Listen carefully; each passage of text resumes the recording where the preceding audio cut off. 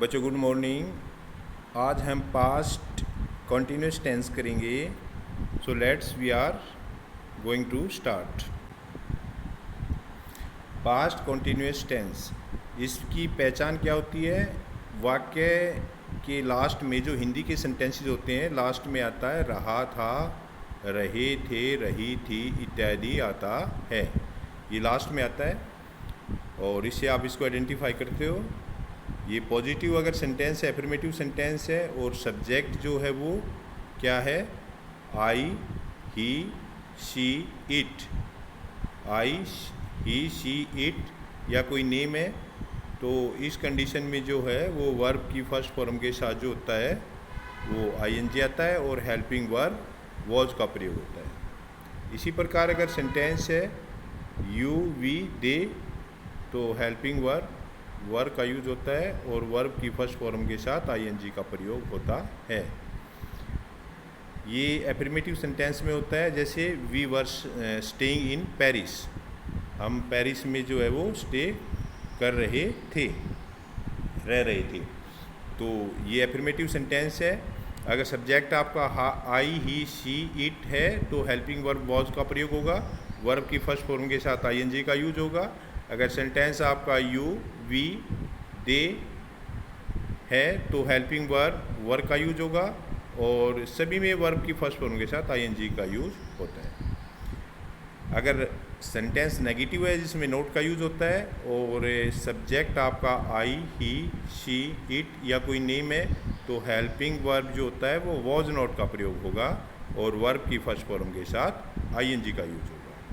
इसी प्रकार से अगर आपका जो सब्जेक्ट है वो यू, वी, दे है तो हेल्पिंग वर्ब नोट का यूज होता है और वर्ब की फर्स्ट फॉर्म के साथ आईएनजी का यूज होता है। जैसे we were not staying in Paris, तो ये नेगेटिव सेंटेंस है तो इसमें नोट का यूज होगा। तो वी सब्जेक्ट है तो हेल्पिंग वर्ब का यूज होगा और वर्ब की फर्स्ट फॉर्म के साथ आईएनजी का यूज होता है। अगर सेंटेंस जो है वो इंटेरोगेटिव है तो इसमें क्या होता है कि हेल्पिंग वर्ब जो है वो सब्जेक्ट से पहले आ जाती है। जैसे अगर subject I, he, she, it या कोई नेम है तो हेल्पिंग वर्ब वॉज जो है वो सब्जेक्ट से पहले आ जाएगी और वर्ब की फर्स्ट फॉर्म के साथ आईएनजी का यूज हो जाएगा। अगर सब्जेक्ट यू, वी, दे इत्यादि है तो हेल्पिंग वर्ब जो है वो सब्जेक्ट से पहले आ जाएगी और वर्ब की फर्स्ट फॉर्म के साथ आईएनजी का यूज होगा। जैसे we were staying in Paris, ये एफर्मेटिव है, पॉजिटिव है, ये सेंटेंस है। अब इसका इंटेरोगेटिव क्या बनेगा? Were we staying in Paris, तो वर जो है वो हेल्पिंग वर्ब है, ये वी से पहले आ जाएगा, वी सब्जेक्ट है।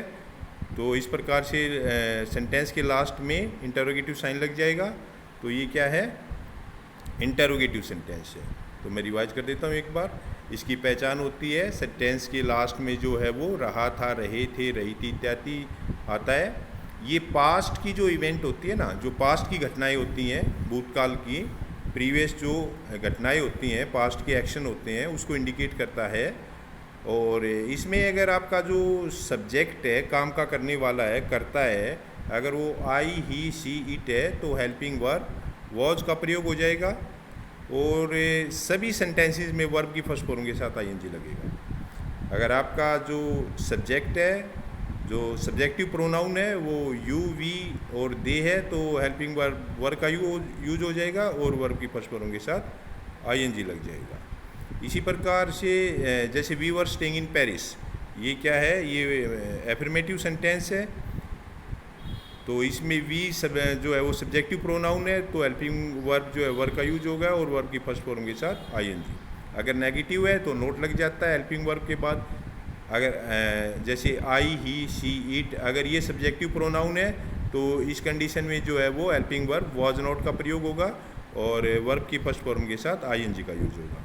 अगर जो सब्जेक्टिव प्रोनाउन है वो यू और वी, दे इत्यादि है तो उसमें जो हेल्पिंग वर्ब यूज होगी वो वर नोट होगी और वर्ब की फर्स्ट फॉर्म के साथ आईएनजी का यूज होगा।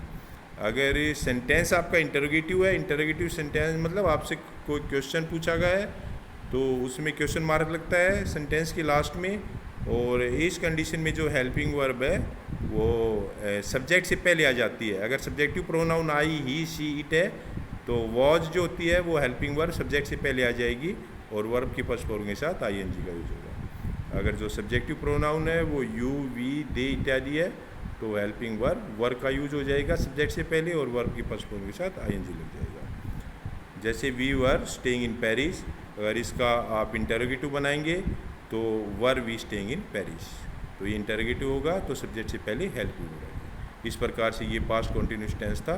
आशा करते हैं कि आपको अच्छी तरह समझ आ जाएगा। 2 से 3 बार अगर आप वीडियो को देखेंगे। Thank you very much.